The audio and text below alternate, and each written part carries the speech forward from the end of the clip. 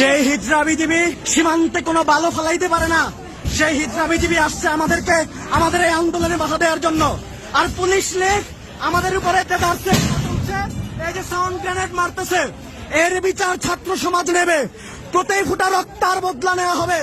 এই যে বিজিবি সীমান্তে কোনো চুলো ছিঁড়তে পারে না, এই যে এখন এরা আমাদেরকে বাধা দেওয়ার জন্য আসছে। এই যে চেহারা দেখেন বিজিবির, এরা সীমান্তে বালু ফেলাইতে পারে না, আমাদেরকে আসছে এখন বাধা দিতে, আমাদেরকে বাধা দেওয়ার জন্য আসছে।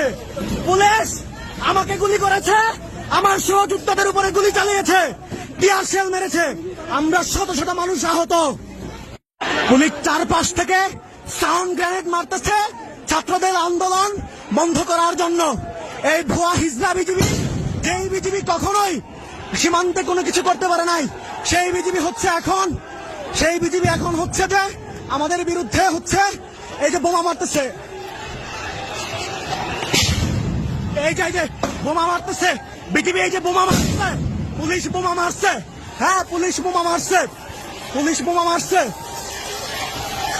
পুলিশ বোমা মারছে, হ্যাঁ পুলিশ বোমা মারছে, পুলিশ বোমা মারছে, পুলিশ বোমা মারছে।